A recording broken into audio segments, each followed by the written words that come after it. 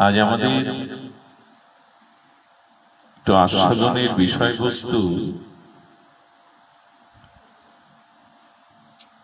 ভগবান কি চান, আমাদের কাছে তার চাওয়া কি এবং ভগবানের প্রয়োজন কি।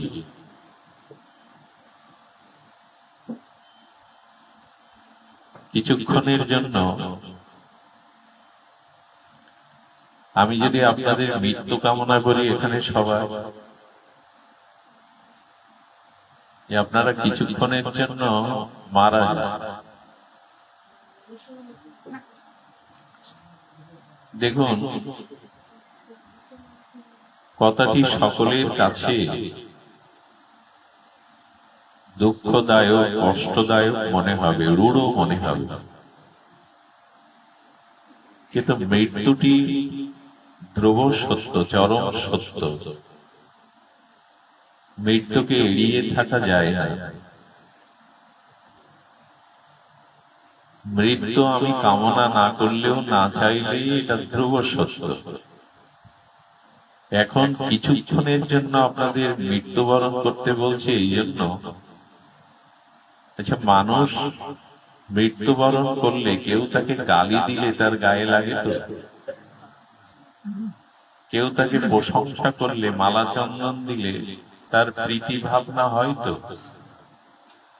মৃত মানুষের পাশে বাড়ি গাড়ি, সোনা দানা, অর্থ সম্পত্তি, এগুলি আর তার প্রয়োজন মনে হয় তো? সে কি কারো অপেক্ষায় থাকে? তো কিছুক্ষণের জন্য ওই ভাবনা নিয়েই এখানে থাকুন, আমি মরে গেছি, কেউ আমার জন্য অপেক্ষা করছে না, কেউ আমাকে গালি দিল কি প্রশংসা করলো, মালা চন্দন দিল, এই অনুভূতি নাই। তো যারা জ্ঞানতে মরতে পারে এরা ভগবানের কৃপা লাভ করতে পারে। এখানে দুটি জিনিস আপনারা পাবেন যেটা পৃথিবীর কোথাও পাবেন না।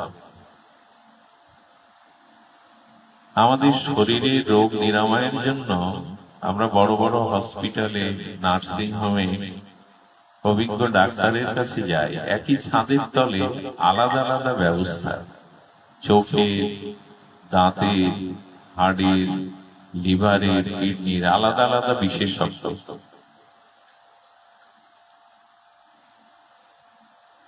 কিন্তু এইখানে দুটি রোগের ঔষধি পাওয়া যায় যা পৃথিবীর কোন হসপিটালে, কোন নার্সিং হোমে কোন ডাক্তার আপনাকে সারাতে পারবে না।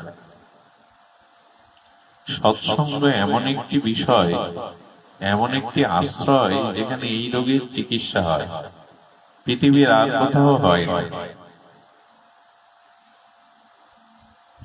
একটি হলো চিন্তা রোগ। আজ পর্যন্ত কোন ডাক্তার পেয়েছেন যে আপনার সমস্ত চিন্তা দূর করবার চিকিৎসা করতে পারে? পাওয়া যায় কি? এই জাতীয় কোন ওষুধ ডাক্তার পাবেন কি আমার সব চিন্তা দূর হয়ে যাবে? যাবে না। আর ডাক্তার বা ঔষধের দ্বারা ভবরোগ দূর, কার এগুলি? বারবার যাদের বাচ্চা বন্ধ করুন। কারো যেন মোবাইল, ওই যে মরতে বলেছি ওই জন্য, মরা মানুষ মোবাইল বাজায় তো, প্রয়োজন বোধ করে তো, কিছুক্ষণের জন্য মারা যায়।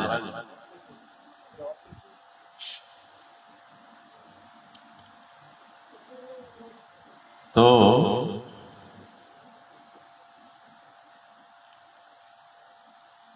এই সৎসঙ্গ বা সাধু সঙ্গে এলে ভবরোগ এবং চিন্তারোগ দূর হয়। লক্ষ্য করে দেখবেন, আগে বলেছি একটু বন্ধ করুন, যে পারেন না পাশ থেকে কারো দ্বারা যদি বিশেষ প্রয়োজন উঠে গিয়ে কথা বলে আসেন, বন্ধ করে রাখুন। সুধীজন,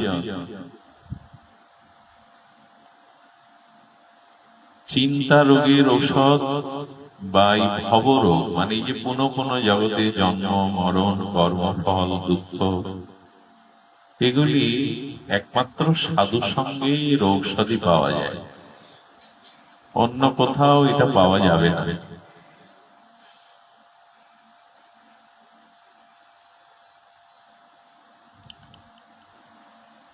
এবং সাধু সঙ্গে সময়ের সদ্ব্যবহার করা হয়, অন্য সময় সকলে পারে না সময়ের সদ্ব্যবহার করতে। দেখুন, সময় আর ভগবান, ভগবান আর সময় অভিন্ন।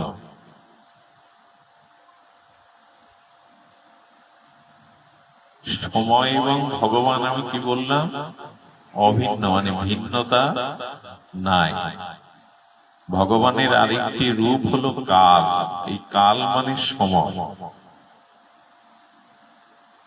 তো ভগবান বলছেন তারাই সাধু, তারাই ভবরোগ দূর করতে পারে যারা সময়কে সৎ উপযোগ করে, সময়কে সৎ কাজে সদ্ভাবনায় ব্যয় করতে পারে। ভগবানের নিরপেক্ষতা দেখুন,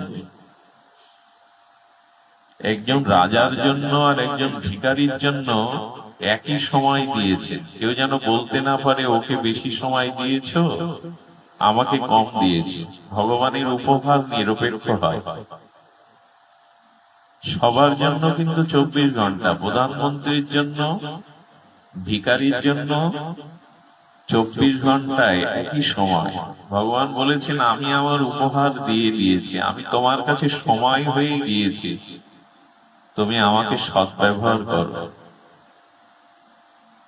সৎসঙ্গে যদি অন্য প্রয়োজন, অন্য ভাবনা থাকে, তাহলে আপনি সৎসঙ্গ বা সময়ের বা ভগবানকে সদ্ব্যবহার করলেন না। দেখুন, সবার দ্বারা সব কাজ করাতে নেই। আমি এখন আপনার বাড়িতে এসেছি অতিথি হয়েও, ভাগবত বক্তা হয়েও, পরিচিত জন হয়েও। আমাকে আপনি আদেশ দিতে পারেন যে আমার বাড়ির ড্রেনটা পরিষ্কার করো, বাথরুম গুলো জল দিয়ে পরিষ্কার করো? বলতে পারবেন আমাকে?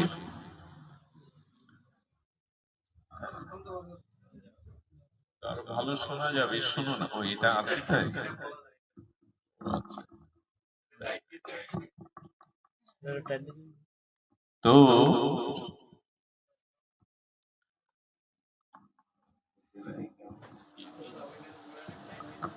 ঠিক আছে,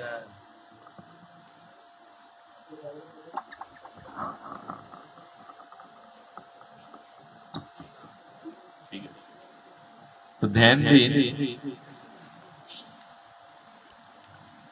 আমাকে যেমন আপনি বলতে পারেন না বাথরুম গুলো, ওয়াশরুম গুলো, ড্রেন গুলো পরিষ্কার করো, তেমন ভগবানের সময়রূপী ভগবান আপনার কাছে এসছে, তাকে অসৎ ব্যবহার করেন। আর একবার বলি, সময় আর ভগবান এক, অভিন্ন। ভগবান বলেছেন আমি কাল, কাল মানে সময়। এখন উপহার স্বরূপ এই সময়টা ভগবান আপনাকে সময় রূপে আপনার কাছে এসছেন।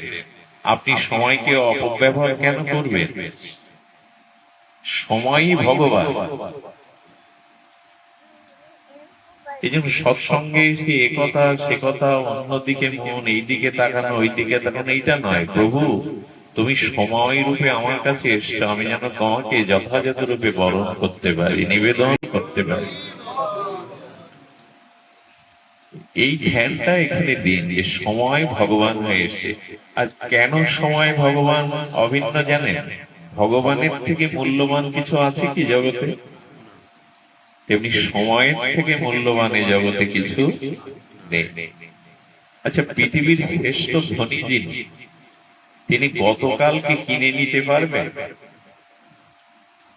গতকাল যে সময়টা চলে গেছে, পৃথিবীর শ্রেষ্ঠ ধনী ওটা কিনে নিতে পারবে? সময় কেনা যায় না। ভগবানকে যেমন কেনা যায় না, সময় আর ভগবান এক, তাকেও কিনতে পারবে না। যে সেকেন্ডটা চলে গেল, যতই শক্তিশালী হন, ধনশালী হন, কিনতে আপনি প্রতিটি মুহূর্ত, প্রতিটি সময় সদ্ব্যবহার করতে হয়। এটাই উদ্ধার হওয়ার পথ, এটাই কল্যাণ। কিন্তু সময়ের মূল্য আমরা দেইনি। সময়ের মূল্য দেয়নি মানে কার মূল্য দেয়নি? সময় আর ভগবান এক। সময়ের মূল্য দিলাম না মানে ভগবানের মূল্য দিলাম না। আর ভগবানকে যারা মূল্য না দেয় তাদের জীবন সুগঠিত হয়, সুন্দর হয়? আচ্ছা, সময়ের থেকে প্রয়োজনীয় কিছু নাই জগতে। আমার আয়ু ভগবান 5 মিনিট দিয়েছেন, এখন বলছে তোমার আয়ু 5 মিনিট, কিন্তু তোমাকে আমি এই দেশে রাজা করলাম, ধন সম্পত্তি দিলাম, বাড়ি গাড়ি দিলাম, সুন্দরী স্ত্রী পুত্র দিলাম, কিন্তু তোমার সময় 5 মিনিট। রাজা হলাম, সুন্দরী রমণী পেলাম, বিত্ত বৈভব পেলাম, সময় কয় মিনিট? এগুলো পাওয়া আর না পাওয়া সমান কিনা? মূল্যবান তাহলে কি এইগুলি না সময়? এরকম ভাবি তো আমরা, যে রাত 2টো পর্যন্ত মোবাইল দেখলাম, গল্প করলাম, খেলা করলাম, তাস খেললাম, লুডু খেললাম, যদি সময় আর ভগবান এক মনে হয়, এভাবে আমরা দুর্ব্যবহার করতে পারি সময়ের সাথে? আমরা পরিমাণে আমরা ভগবানের উপহারকে, ভগবানকে সদ্ব্যবহার করলাম না। হাত জোর করে অনুরোধ করি, এইটুকু সময় ব্যবহার করুন, সৎ ব্যবহার করুন, অন্যদিকে মন দিয়ে না, মরে যান। বাইরের জগৎ থেকে নিজেকে গুটিয়ে নিন। দেখুন, এই জগতে অন্য কোনো প্রয়োজন আপনারা পড়বে না, অন্য কোনো আক্ষেপ, প্রয়োজন, তৃষ্ণা থাকবে না। কখন? যখন নিজেকে নিজে সাথে প্রেম করতে পারবেন। কথাটা খুব মূল্যবান। যখন নিজেতেই নিজে সন্তুষ্ট থাকতে পারবেন, যখন নিজেতেই নিজে তুষ্টি বা পুষ্টিতে থাকতে পারবেন, নিজেকে ভালোবাসা, নিজেতে সন্তুষ্ট থাকা আর নিজেকে তুষ্টি অর্থাৎ সন্তোষ বা প্রীতি যদি নিজেকেই করতে পারেন, এই পৃথিবীর আর কোনো প্রয়োজন আপনার কাছে আসবে না। এই কথা বলার সাথে সাথে আমরা কি ধরে নিলাম যে আমি যেন আমাকে ভালোবাসি, আমি যেন আমাতে সন্তুষ্ট থাকি, আমি যেন আমাতে তুষ্ট থাকি। এই আমাতে বলতে যদি দেহ বোঝেন তাহলে ভুল হয়ে যায়। আমাতে আমি আমাকে ভালোবাসি, আমি আমাতে সন্তুষ্ট, আমি আমাতে তুষ্ট। এই আমাতে বলতে যদি এখন দেহ ভাবি তাহলে ভুল হয়ে যায়।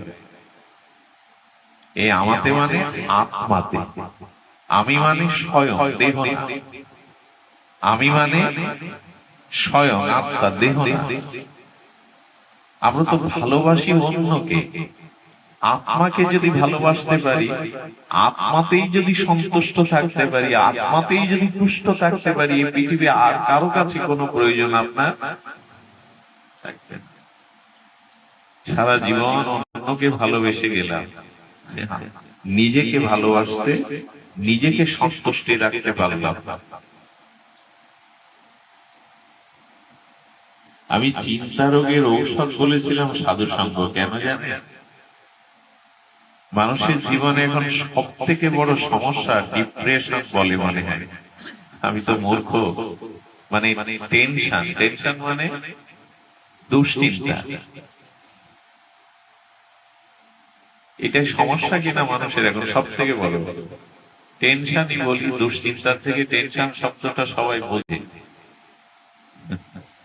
এই টেনশন, ডিপ্রেশন বা দুশ্চিন্তা কি? বাইরের বস্তুকে, অন্যের বস্তুকে নিজের ধারণ করে রাখা। ওই বাইরের বস্তুকে নিজে যখন ধারণ করি তখন তার যে চাপটা হয়, এরই নাম হলো ডিপ্রেশন বা টেনশন। আজকে আপনি এটা যদি ঠিক করে শোনেন, কাল থেকে আপনার দুশ্চিন্তার জন্য, টেনশনের জন্য ওষুধ খেতে হবে। মূল্যায়ন করি কই আমরা? সাধু কথা কি মূল্যায়ন যদি করি, ঔষধ এটাই। আচ্ছা, লক্ষ্য করুন, অপরের কোন বস্তু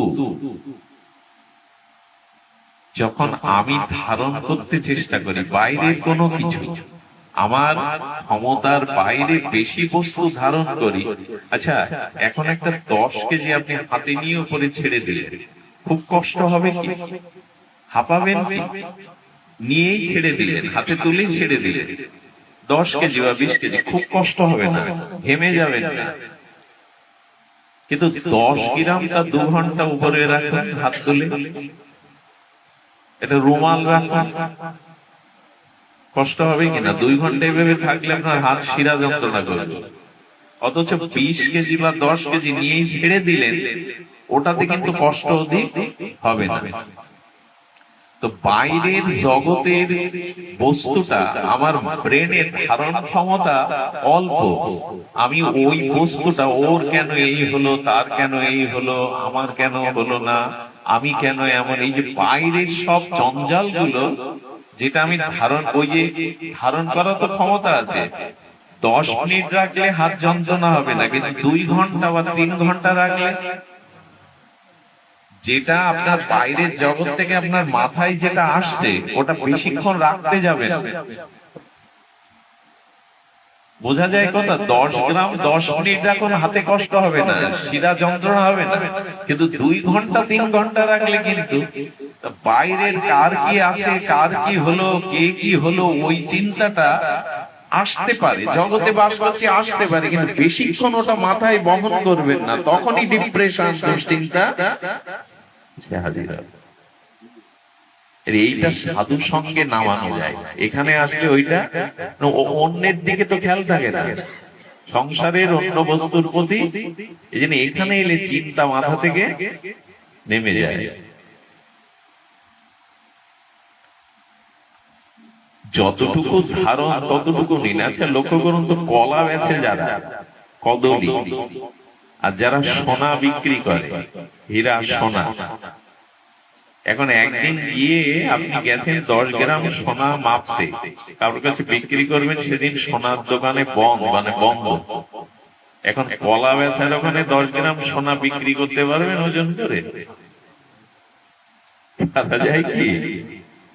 ওইটা কি কলা বেচা দাঁড়িতে কি 10 গ্রাম সোনা বিক্রি করার জন্য মাপতে পারবেন?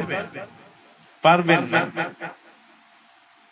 আবার লক্ষ্য করুন, একদিন কলা বিক্রি করতে গেছেন, কিন্তু দাড়ি পাল্লা নাই, সোনার দোকান খোলা আছে, ওখানে গিয়ে 10 কেজি কলা বেচতে পারবেন তো? ওই সোনার নিকটি যেটা, যার যেটা ওজন করার ক্ষমতা, তাকে তো সেটাই দিতে হবে। কারণ 10 কেজি কলা ওই যে কাঁচের মধ্যে সোনার নিকটি টানানো, ওর মধ্যে যাবে না, ওর মধ্যে ওজন করা যাবে। আচ্ছা, কাঁচ দেয় কেন সোনা মাপের মধ্যে কেন জানেন? বাতাসে তো ওজন কম বেশি, ওর মধ্যে যাতে বাতাস না যায়। কিন্তু কলার দাড়ি কি তাই? তা আপনি কেন অপরের ভাবনা চিন্তাটা, অপরের কি হলে এইটা মাথায় ভাব নিতে যাচ্ছেন? আপনি আপনার দাড়ি ওটা না তো, সোনা মাপার দাড়িতে কলা মাপতে যাচ্ছেন কেন? আমাদের সমস্ত মানসিক যন্ত্রণার কারণ ওই, এগুলো নিতে যাবেন না, এগুলো বললেও কিন্তু পারবেন না। কারণ ওজন তো একটা আছে, ভগবানের চিন্তা যার মাথা শিরার মধ্যে, ব্রেনের মধ্যে দেওয়া, সে অন্য ওজন নেবে নেবে। এখন আপনাকে কোনো প্রিয়জন ডাকলেও আপনার রাগ হবে, হবে কি না? তুমি এদিকে চলে এসো, রাগ হবে। আমি দোকানদার হলে যদি খরিদ্দার ওটাকে, রাগ হবে। এখন আপনার অন্য কিছু ভালো লাগবে না, ব্রেনে যেটা নিয়েছেন অন্য চাপার। এখন আপনি দেখবেন কেউ কথা বললে তার দিকে আড় হয়ে তাকায়, চোখ রাঙা করে, ওর কথাটাই ও নিতে পারছে। হরি কথা শুনছে তো মনে হয় যে অন্যের কথাটাও নিতে পারছে না। ভগবানের চিন্তা মাথায় থাকলে অন্যের জগতের চিন্তা মাথায় এসে ভার হয় না, এই জন্য ডিপ্রেশন, দুশ্চিন্তা তার মাথায় থাকে না।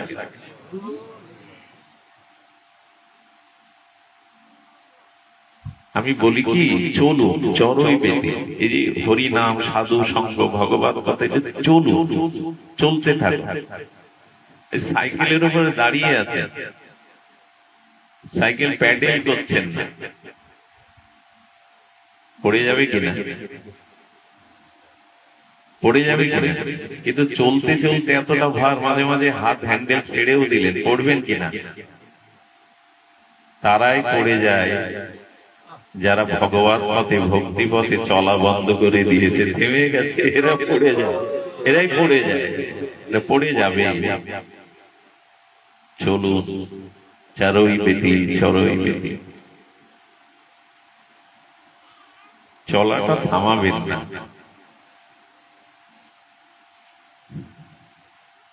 ভগবানের ভাবনা চিন্তা এগুলি চারিয়ে রাখুন। দেখুন, আগেই বলেছি যে আপনি আপনাকে ভালোবাসেন কিনা, মানে আত্মাকে ভালোবাসেন কিনা, আত্মাতেই আপনি সন্তুষ্ট কিনা, আত্মাতে আপনি তুষ্ট কিনা, যদি থাকেন অন্যের অপেক্ষা নাই। এই ভালোবাসাটা কি? ধ্যান দেওয়া। দেখুন, ধ্যান বলতে আমরা কি মনে করি? চোখ বন্ধ করে মেরুদণ্ড সোজা করে ভগবানের চিন্তা করা। আমার মনে হয় গীতা এটাকে ধ্যান বলে। খুব ধ্যান দিন। এবার আমি মাঝে মাঝে বলি না, খুব ধ্যান দিন। ধ্যান দেওয়া মানে কি আপনাদের বলা হচ্ছে চোখ বন্ধ করে মানে বসে পড়ুন, পদ্মাসনে বসে পড়ুন? ধ্যান দেওয়াটা কি? গীতা একটা অপূর্ব কথা বলেছে, আমি বলার আগে আমার লোভ খারাপ দিচ্ছে, এত অপূর্ব কথা। ধ্যান বলতে গীতা বলেছেন ওইদিকে দৃষ্টি দেওয়া। চোখ বন্ধ করে আসনে বসে থাকলেই ধ্যান হয় এমন না।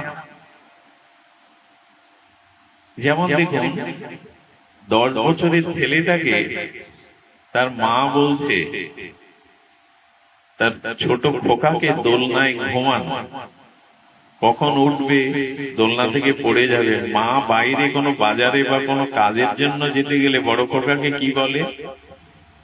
বড় খোকা, তুই ভাইয়ের দিকে ধ্যান দিস। এই ধ্যান দিস মানে ওখানে কি মা বলছে ঠাকুর ঘরে গিয়ে মেরুদণ্ড সোজা করে চোখ বন্ধ করে থাকতে? বলি না, ওর দিকে ধ্যান দিস, ধ্যান বা খেয়াল রাখিস। ধ্যান দেওয়া মানে জাগ্রত থাকা, ধ্যান দেওয়া মানে ওর দিকে লক্ষ্য রাখা, জাগ্রত থাকা। বাড়ি বৃদ্ধা মা অসুস্থ খাটে শুয়ে পড়েছে, পড়ে যেতে পারে, যে সেবা করে সে যখন বাইরে যায় অন্যদের বলে যায়, ছোটদের বলে যায় ঠাকুরমার দিকে ধ্যান রাখিস, বলি কিনা? ধ্যান রাখা মানে জেগে থাকা, মানে তুই তো জেগে আছিস, উনি অসুস্থতায় যাতে না পড়ে যায়, জেগে থাকা, জাগ্রত থাকা, লক্ষ্য রাখা। শুধু চোখ বন্ধ করে বসে থাকলেই, নাসিকা রে চোখ পুরো করলেই ধ্যান হয়? ধ্যান মানে যে জাগ্রত আছে, ধ্যান মানে এখানেও অনেকে ঘুম আসেও না। আমি আবার সবার মুখ দেখতে পাই, আমি যে জায়গায় বসেছি আপনাদের সবার মুখের দিকে আমার দৃষ্টি, এখানেও ঘুম আসে, এখানেও ঝিমানি আসে, অলসতা আসে।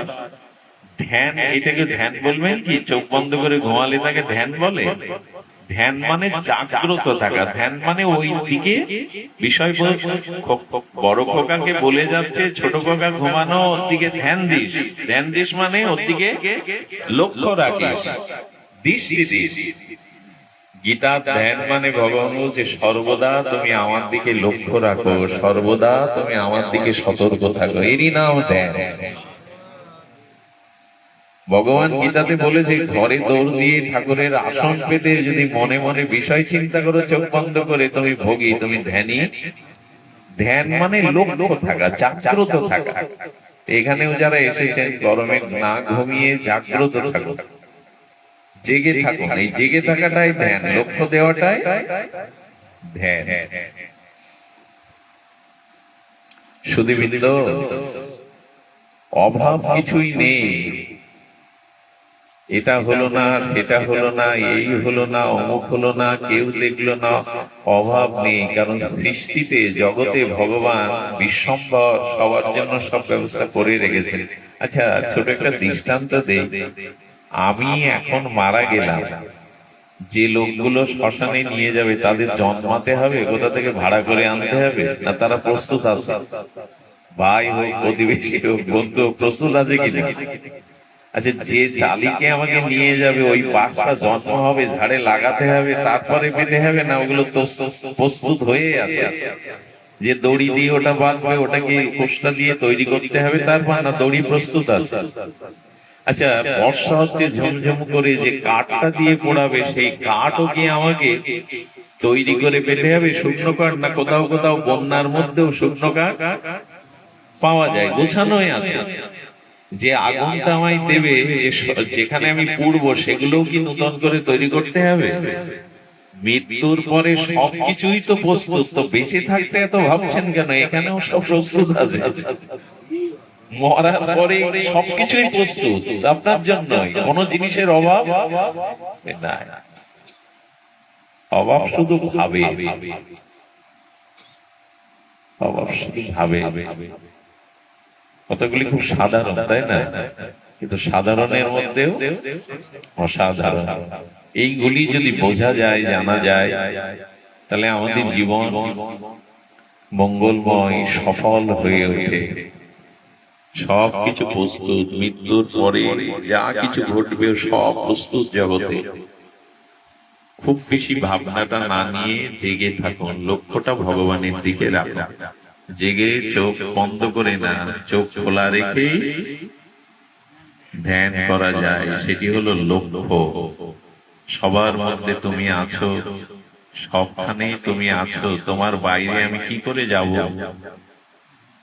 তোমার বাইরে কোন পাপ, কোন কুচিন্তা করব যে তুমি দেখবে না, তুমি শুনবে না, তুমি বুঝতে পারবে না? এই হলো ধ্যান। আমি কোথায় কুচিন্তা করব, কোথায় পাপ কাজ করব, যেটা তোমার চোখকে এড়ানো যাবে, তুমি জানবে না, তুমি বুঝবে না, তুমি তো সবটা। এই হলো সতর্ক থাকা, এই হলো দৃষ্টি রাখা, এই হলো ধ্যান।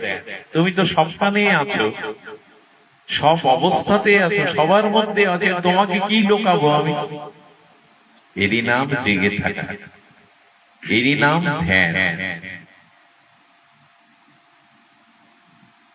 সুধীজন, এখন ভগবানের কিছু প্রয়োজন কি, সেই বিষয়ে আমরা এখন শুনবো। খুব মার্মিক একটি কথা। ভগবানের কি প্রয়োজন? মাটির প্রদীপের, সূর্যের কি প্রয়োজন? সূর্য তো স্বয়ং প্রকাশ, স্বয়ং আলো। মাটির প্রদীপের, সূর্যের কি প্রয়োজন? কিন্তু আপ্তকাম, পুণ্যকাম, স্বয়ং বিভু চৈতন্যময়, এই জগতের অধীশ্বর, অনন্ত ব্রহ্মাণ্ডের কুলনায়ক, সেই ভগবানেরও একটা অভাব আছে, সেই ভগবানেরও একটা প্রয়োজন আছে। ভাগবতের সার কথা বলি, সূর্যের আবার অন্যের আলোর কি প্রয়োজন?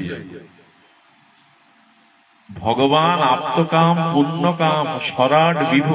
দেখুন, এই অনন্ত বিশ্ব ব্রহ্মাণ্ডটা সৃষ্টি হয়েছে ভগবানের নিরীক্ষণ থেকে, দৃষ্টি থেকে। কত ক্ষমতা তার!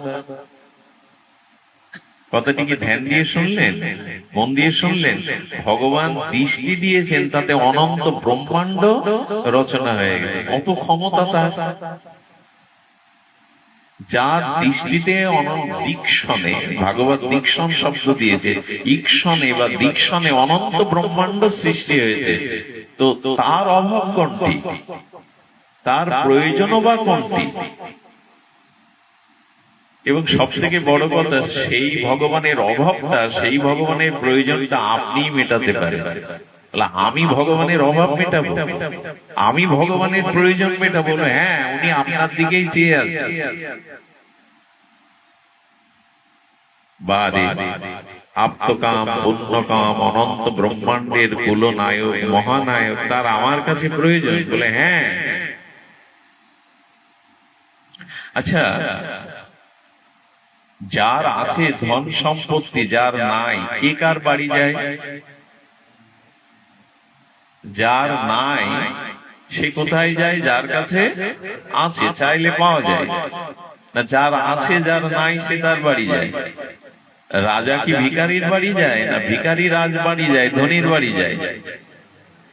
আমরা কেউ কি ভগবানের কাছে গেছি, না ভগবান আমাদের কাছে বারবার এসেছেন? কোনটা? আমি কি বৈকুণ্ঠ পর্যন্ত যেতে পারি, গেছি, না ভগবান রাম রূপে, কৃষ্ণ রূপে, গৌরাঙ্গ রূপে বারবার আমাদের কাছে এসেছে? প্রয়োজনটা কার? আশ্চর্য, ভগবানের এই করুণাগুলো শুনলে হৃদয় জুড়িয়ে যায়, হৃদয়ে আর কিছু বসে না।